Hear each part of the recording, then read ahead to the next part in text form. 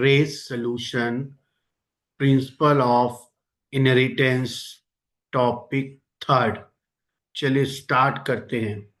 What will the nature of progeny when there is a marriage between the color blind fathers, है ना, colour blind father sons and colour blind mothers daughter. ये बोल रहे हैं कि colour blind father है और उनके लड़के, अगर कलर ब्लाइंड फादर हैं तो उनका लड़का नॉर्मल होगा, क्योंकि फादर से वाई क्रोमोसोम आता, एक्स नहीं आता। और अगर मदर कलर ब्लाइंड है तो लड़की कैरियर होगी, क्योंकि लड़की के पास एक क्रोमोसोम फादर से आता है और एक क्रोमोसोम मदर से आता है।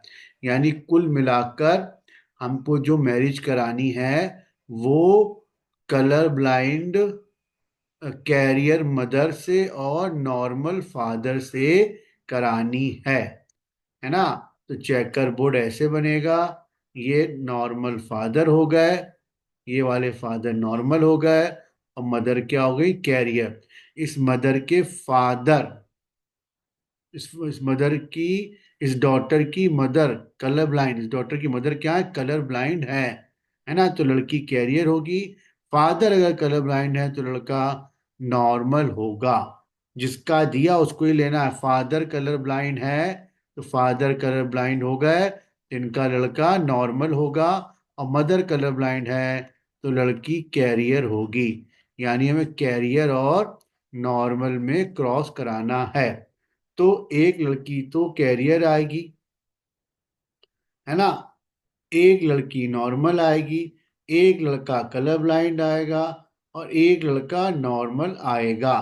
50% कलर ब्लाइंड, ये सही है पहला ऑप्शन, क्योंकि 50% कलर ब्लाइंड है। 50% कैरियर, ये भी सही है। और 50% डॉटर नॉर्मल है। इसका आंसर फोर्थ चला जाएगा। नेक्स्ट क्वेश्चन पर आते हैं। If the red eye female drosophila white eye से क्रॉस करती है तो रेड आई वाला डोमिनेंट हो जाएगा, है ना, हेट्रोजाइगस है ना। और फीमेल वाइट आई रिसेसिव है तो ये टेस्ट क्रॉस हो जाएगा। क्या हो जाएगा, टेस्ट क्रॉस, क्योंकि ये बोला 50% पोजनी क्या रेड आई है। तो जब हम टेस्ट क्रॉस कराते हैं तो 50% प्रोजनी रेड आई वाली आएगी। आप देखिए ऐसे, इसका मतलब ये heterozygous, female parent was the heterozygous. Clear हो गया। नेक्स्ट पॉइंट पर आते हैं। ये अरेंजमेंट है क्रोमोसोम का, डिफरेंट लोकाई पे क्या है, ये अरेंजमेंट दिया हुआ है। चलिए, अगर ये बोला इस तरह के सवालों में सबसे पहले आप डेटा लिखिए। सबसे बड़ा डेटा कौन, ए बी। एक लाइन खींचते हैं ए और बी, इसकी डिस्टेंस कितनी, 12 सेंटीमीटर। फिर उससे छोटी क्या, ए सी। अगर ए सी को मैं 8 मान लूं, ए सी को मैं 8 मान लूं तो बी सी 4 हो जाएगा। तो ये वाला डेटा भी मैच कर गया, ये वाला डेटा भी मैच कर गया। और ए डी को अब मैं 2 मान लेता हूं, है ना। ए डी को मैं क्या मान लेता हूं, 2 मान लेता हूं। अगर आप ए डी को यहां भी मान सकते हैं 2, तो सी डी में डिस्टेंस हो जाएगी 10। क्या हो जाएगी, सी और डी की डिस्टेंस कितनी हो जाएगी, 10। और आप ए डी को यहां मान लेते हैं, है ना, 2। तो डी और सी डिस्टेंस कितनी आएगी, 6। तो 10 भी हो सकता है और 6 भी हो सकता है, इसलिए इसका आंसर थर्ड हो जाएगा। इन तरह के सवालों में सबसे पहले सबसे बड़ी लाइन खींचेंगे ए बी वाली, फिर उससे छोटा डेटा लेंगे ए सी बराबर 8 लिया, ये मैंने 8 ले लिया। फिर इन दोनों के बीच में तीसरा डेटा कौन आएगा, बी सी, वो हो जाएगा 4। तो जब अरेंज करेंगे तो अपने आप दिखेगा, ए बी हो गया 12, ए सी हो गया 8, तो बी सी बचा 4। तो सबसे पहले सबसे बड़ा, फिर उससे छोटा, इस तरह इसका आंसर थर्ड हो जाएगा। नेक्स्ट क्वेश्चन पे आते हैं। Morgan experiment percentage of recombination in the 1.3 in case of body colour and I colour in F1। F1 generation में कोई भी रिकॉम्बिनेशन नहीं आता, तो स्टेटमेंट गलत हो जाएगा। अगर ये F2 लिखा होता तो सही रहता। Female heterozygous can be seen in a hen, ये सही है। हेट्रोजाइगस फीमेल होती है हैन के केस में। तो स्टेटमेंट 4 सही है, पहला इनकरेक्ट, दूसरा करेक्ट। नेक्स्ट क्वेश्चन पे आते हैं। अभी बोल रहा है what will the disorder X linked disease father to his son. अगर एक्स लिंक्ड डिजीज है तो लड़के में नहीं जाएगी, क्योंकि लड़के में फादर से सिर्फ वाई क्रोमोसोम आता है, इसलिए इसका आंसर 0% हो जाएगा। नेक्स्ट क्वेश्चन पे आते हैं। अब देखिए, a homozygous recessive with CD gene and dominant ये है, if their hybrid is test cross and the following result मिलता है, ये मिलता है टेस्ट क्रॉस कराया तो ये दो रिकॉम्बिनेंट आ रहा है और ये दो पेरेंटल आ रहा है। What will the distance between the gene और सी, जब भी डिस्टेंस पूछे तो आप फॉर्मूला ये वाला लगाएंगे, टोटल नंबर ऑफ रिकॉम्बिनेंट।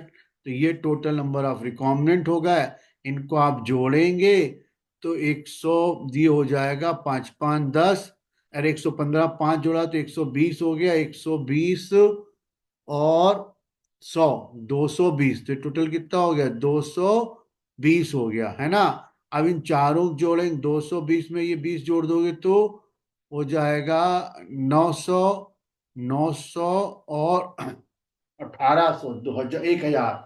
तो टोटल नंबर ऑफ रिक्वायरमेंट कितने हैं, 220 अपॉन हो जाएगा ये 2000, कितना हो जाएगा अपॉन ये 2000। क्लियर हो गया। अब इसको आप काट दोगे तो करीब 11 आएगा, कितना आएगा 11, जिसका आंसर सेकंड हो जाएगा। जब भी डिस्टेंस पूछे ये फॉर्मूला लगाना है। रिकॉम्बिनेंट हमेशा नंबर में दो बनेंगे, दो रिकॉम्बिनेंट होंगे और चार क्या होंगे टोटल ऑफस्प्रिंग। तो जो रिकॉम्बिनेंट पहचानो कब, चार में से जो नंबर कम हो, जो नंबर कम हो वही रिकॉम्बिनेंट होगा, है ना। आपको पहचानने में दिक्कत हो तो जो नंबर कम हो वो रिकॉम्बिनेंट, वो हमेशा दो होंगे। फिर चारों को जोड़ दो, चारों को जोड़ दोगे तो 2000 आ जाएगा। तो total number of recombinant upon total number of progeny into 100 करेंगे तो आंसर इसका 11 हो जाएगा। 220 अपॉन 2000 इंटू 100 कर दिया तो दो जीरो ये उड़ गए, है ना, ये एक जीरो उड़ गया और ये 11 आ गया, इसलिए आंसर इसका 11 हो जाएगा। नेक्स्ट क्वेश्चन पे आइए। दो जीन ए बी हैं जो लिंक्ड हैं, यानी 30% A B G linked and show the 30% recombination, 30% recombinant show कर रहे हैं। इसका मतलब 70% रिकॉम्बिनेंट शो नहीं कर रहा है। इधर चित्र में देखो, है ना, ये दो रिकॉम्बिनेंट है तो 30% रिकॉम्बिनेंट हो रहा, 70% नहीं हो रहा है। तो इसका मतलब 35% पेरेंटल ये हो गया, 35% पेरेंटल ये हो गया और ये 15% हो गया, ये भी 15% हो गया। तो टोटल रिक्वायरमेंट कितने हो गए, 30। टोटल नॉन रिक्वायरमेंट कितने हो गए, 70%।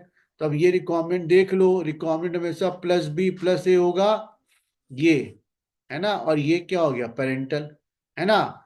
प्लस प्लस आएगा तो पेरेंटल, ए बी पेरेंटल है तो ये रिकॉम्बिनेंट हो गए और ये पेरेंटल हो गए, तो ये आंसर उसका हो जाएगा, यही गैमीट बनेंगे। क्लियर हो गया, कोई कंफ्यूजन तो नहीं है।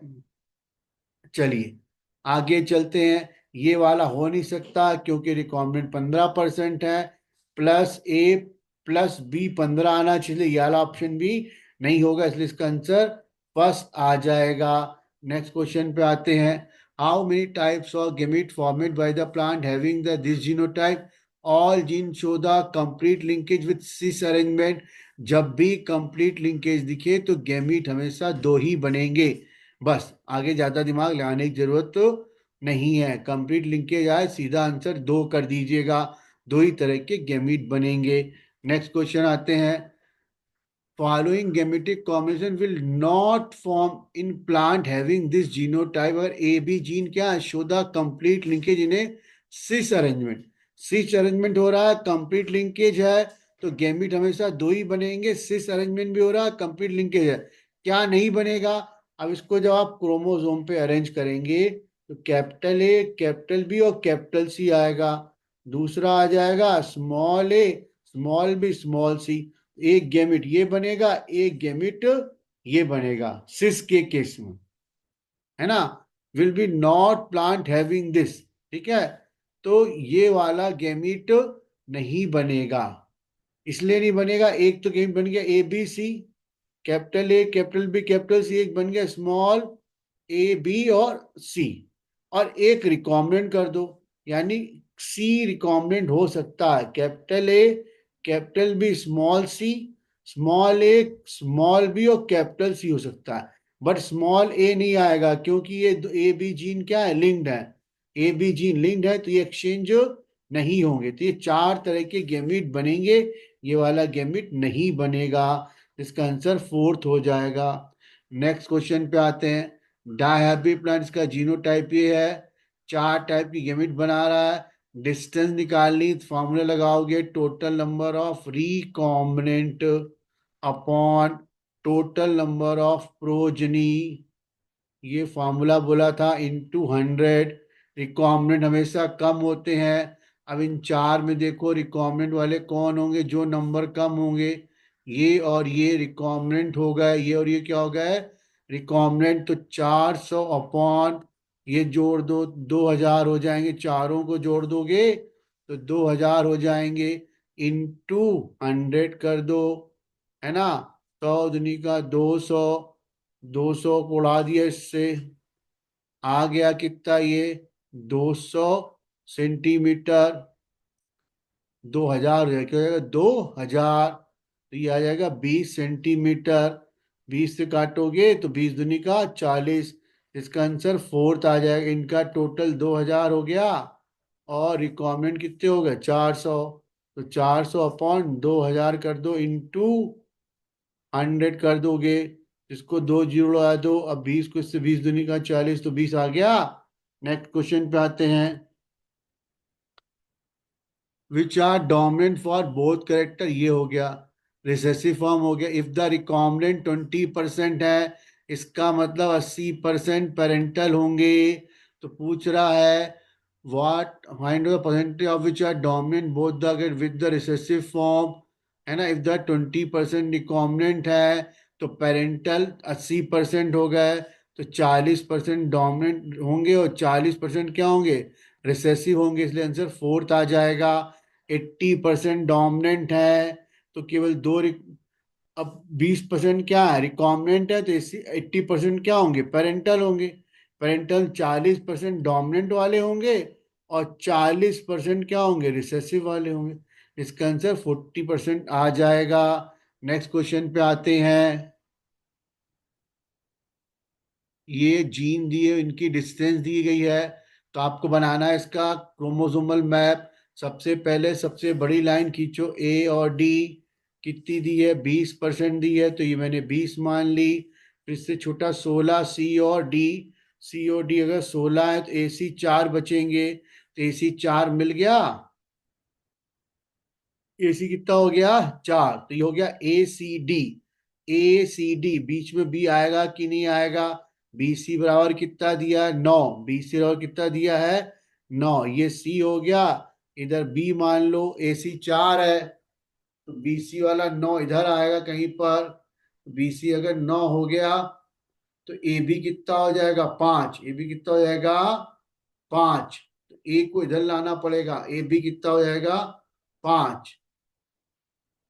ए बी 5 हो गया, तो 5 हो गया, तो बीसी कितना हो गया, 9। बीसी कितना हो गया, 9। ये मिल गया 9।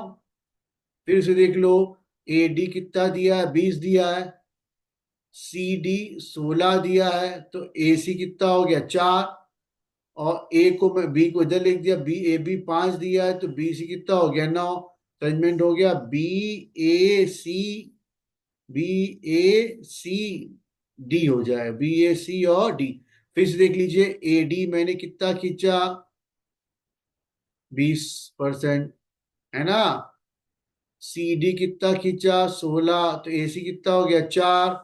अब अगले सबसे छोटा क्या, बी सी। बी सी 9 है। बी सी 9 कब आएगा, जब ए को इधर बी रखे 5, तो AC कितना हो जाएगा, 9 हो जाएगा। अरेंजमेंट हो जाएगा B, A, C और D। इसका आंसर सेकंड हो जाएगा। नेक्स्ट पे आइए। A woman of normal vision whose father was the colour blind. लड़की के पापा क्या है, कलर ब्लाइंड है। तो लड़की में एक ही क्रोमोसोम आएगा, तो लड़की कैरियर हो गई। Marry a normal vision whose father was the colour blind.